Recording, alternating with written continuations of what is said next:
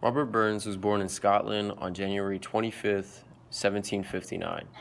His father was a farmer, and despite growing up on a farm and living in poverty, he still had a great education.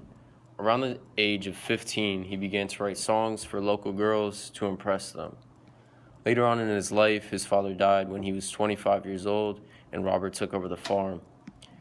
Through the years, he continued his writings and eventually published his first book of poems, which was very successful.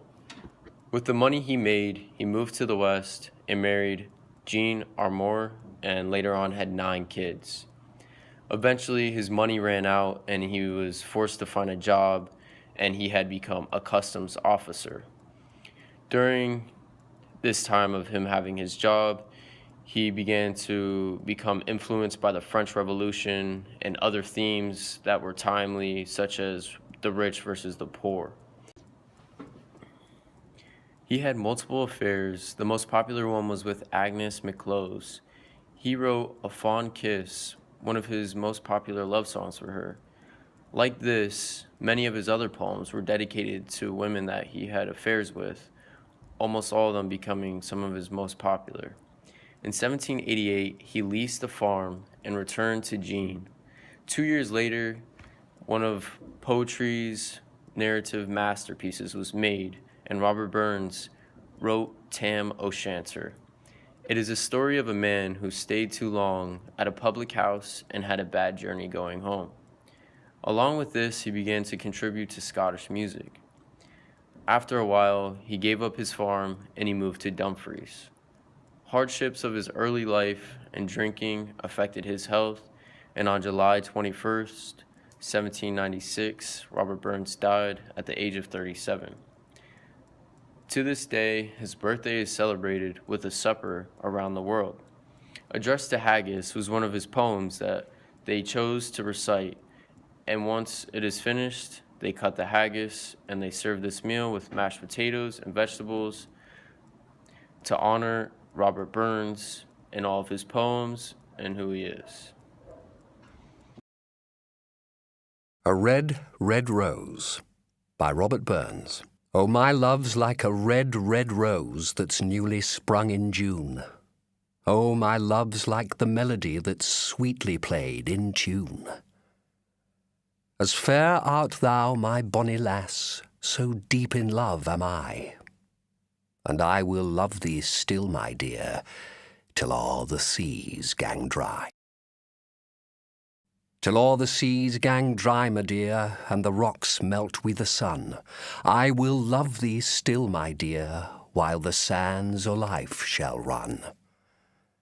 And fare thee weel, my only love, and fare thee weel a while, and I will come again, my love, though it were 10,000 mile. Robert Burns keeps the same tone from the beginning to the end of the poem. He has an upbeat, optimistic tone throughout the poem where he talks about how his love is like a red, red rose, something that is easy to visualize in explaining how complex love is. A Red, Red Rose by Robert Burns talks about love in a simple yet complicated way. He compares how beauty will never last forever, but love is something that truly is eternal. This is a hyperbolic expression that consists throughout the entirety of the poem. Along with love, in most cases, comes beauty, and in this poem, Robert does a great job to intertwine both of them. Later on in the poem, he has a line that reads, "As fair art thou, my bonny lass."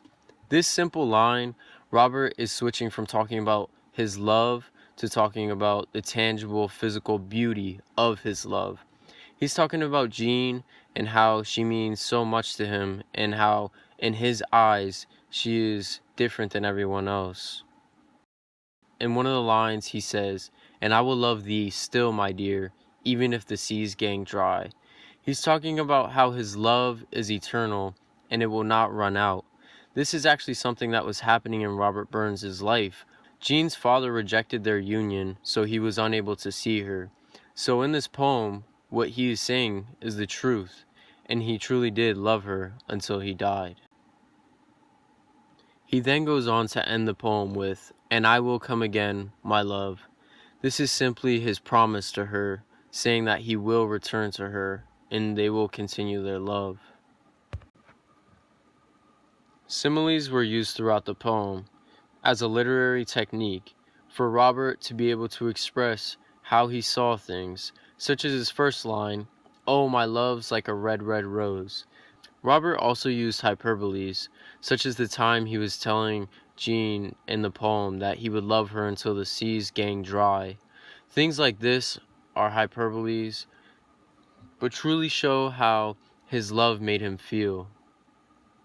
He also used alliteration for a literary technique, which is seen in the first line, "like a red, red rose." He uses this to fully catch the reader's attention and bring emphasis to how his love truly makes him feel.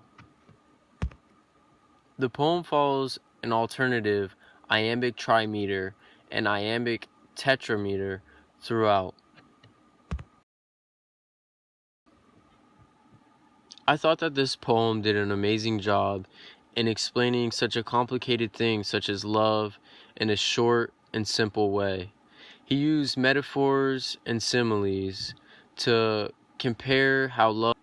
The way the poem was written, it helps for you to imagine in your head exactly what he is describing. This is a great way to share a message because it keeps the reader interacting with what they're reading and helps them to better understand their message.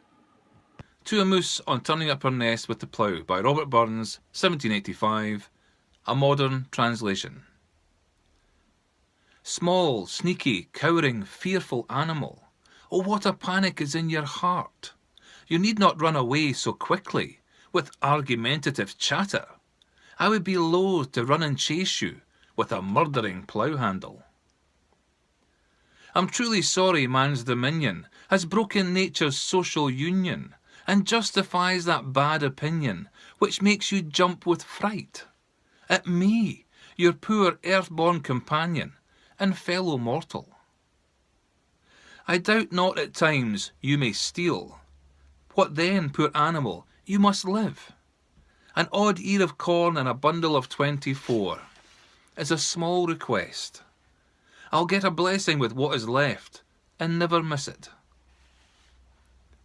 Your small house too in ruin, its silly walls the winds are blowing away, and nothing now to build a new one, no grass that's green, and bleak December's winds are coming, both bitter and sharp.